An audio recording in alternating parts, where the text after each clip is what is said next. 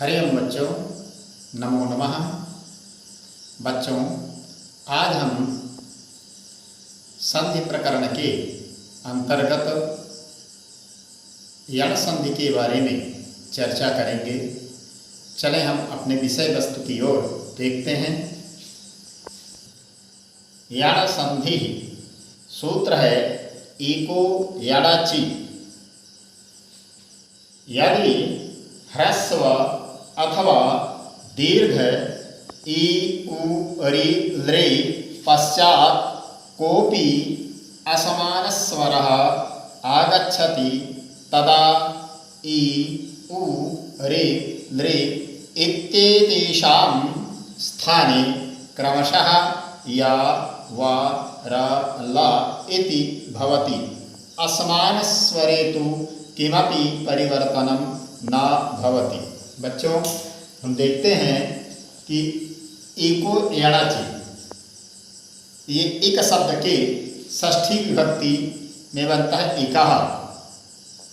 यण शब्द जो है प्रथमा विभक्ति का है। अच शब्द के सप्तमी विभक्ति में बनता है अचि। इको यणाचि। इक क्या है, यण क्या है? इसका अर्थ होता है इक के स्थान पर यण होता है अच परे रहने पर। हम देखते हैं इक क्या है, इक क्या है, यण क्या है, अच क्या है। इसको हम देखते हैं। इक क्या है, अण क्या है, अच क्या है। तो इक प्रत्याहार है, यण प्रत्याहार है, अच प्रत्याहार है। अब हम देखते हैं इक प्रत्याहार में कौन कौन वर्ण आते हैं, कौन कौन अक्षर आते हैं। इक प्रत्याहार में ई उ रि लृ ये 4 वर्ण आते हैं। यण में या वा रा ला इस प्रकार से 4 वर्ण यण में भी आते हैं। अच आपको पूर्व में ही बताया गया है। अच यानी सभी स्वर,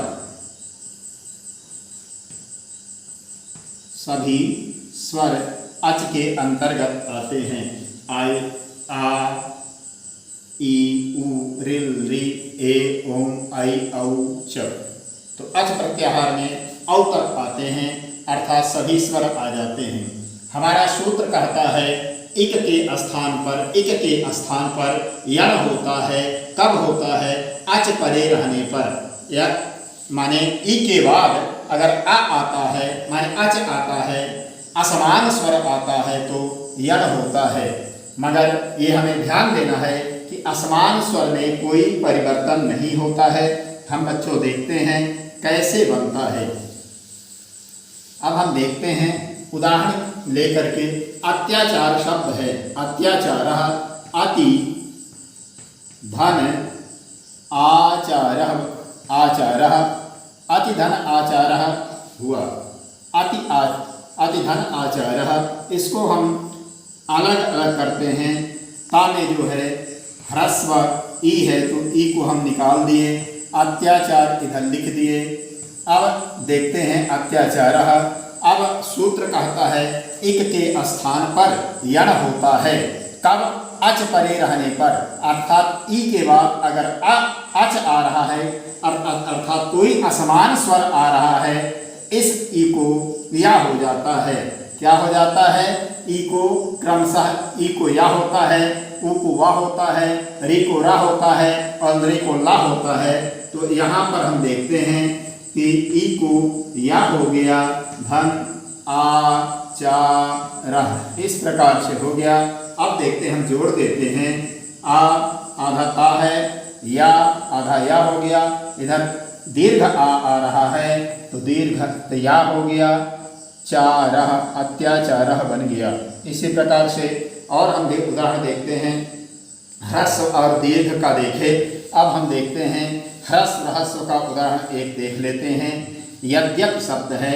यदि धन अपि, यदि धन अपि है। अब देखते हैं दी में दा में छोटी माने ह्रस्व ई है, इसको हम अलग कर दिए और अपि इधर है। अब हम देखते हैं कि एक के बाद माने इक के बाद जो है अच आ रहा है, असमान स्वर ऐ के बाद असमान स्वर आ रहा है, तो इस ई को या हो जाएगा, तो यद धन अपि हो गया। अब इसको हम मिला देते हैं तो बन जाता है यद्यपि, यद्यप बन गया। ऐसे और हम उ का उदाहरण देखते हैं। अभी हमने ई का उदाहरण देखा, इक के प्रत्याहार के अंतर्गत ई का उदाहरण देखे हैं। अब हम उ का उदाहरण देखते हैं। तो एक शब्द है मधु धन अरि। कैसे बनता है, अलग करते हैं। धा में ह्रस्व उ है तो अलग किए हम, उ निकाल लिए, अरि है। अब यहाँ देखें, इक के स्थान पर यण होता है, अच परे रहने पर इक क्या है, उ इक है और अच में आ रहा है, तो माध उ को क्या, उ को वा होता है और आ री मिला देते हैं तो माँ ध्वा आ है, मध्वरी शब्द बन गया मध्वरी। इसी प्रकार से और हम देखते हैं, कुछ उदाहरण और देख लेते हैं। स्वागतम को हम देख लेते हैं। सु धन आगतम, स्वागतम को हम देख लेते हैं। तो इसमें सा में ह्रस्व उ है, ह्रस्व उ है, सा में ह्रस्व उ है, आगतम हुआ, उ के बाद असमान स्वर आ रहा है, तो सा धन वा धन आगतम, गतम बन गया। इस प्रकार से बन जाता है। स्वा बड़ा आ रहा है अर्थात दीर्घ आ रहा है, तो गतम, स्वागतम शब्द बन गया, स्वागतम शब्द बना। अब हम चलते हैं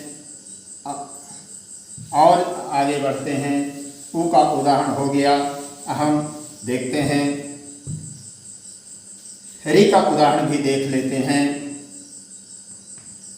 धात्री धन अंशः एक शब्द है, धात्रिंशः शब्द है, उसको हम संधि विच्छेद किए तो धात्र धन अंशः बना। धात ता में ह्रस्वरी है, धन अंशः हो गया।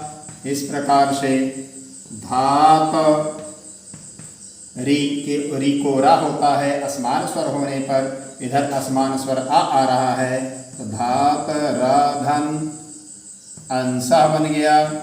अंशः हम मिला देते हैं, धा ता और रा मिल करके त्र बन जाता है, आ ही है तो आ हो गया, धात्रन शह, इस इधर बिंदी रख देते हैं, धात्रन शह शब्द बन गया। हम उदाहरण रि का उदाहरण देख लिए और एक दो उदाहरण देख लेते हैं।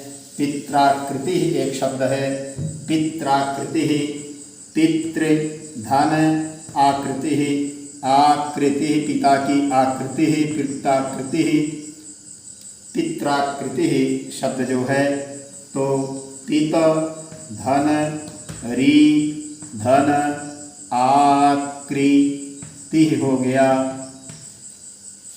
पीत, अब री के बाद असमान स्वर आ रहा है, आ रहा है, तो री को रा हो जाता है, आकृति बन जाता है। अब हम मिला देते हैं तो ती ता और रा मिल करके त्रा बनता है, दीर्घ आ रहा है तो त्रा हो गया, कृति, पित्राकृति बन गया। और अब हम लृ का उदाहरण देखते हैं। इक के अंतर्गत एक शब्द और है, लृ है, उसका भी उदाहरण हम देखते हैं।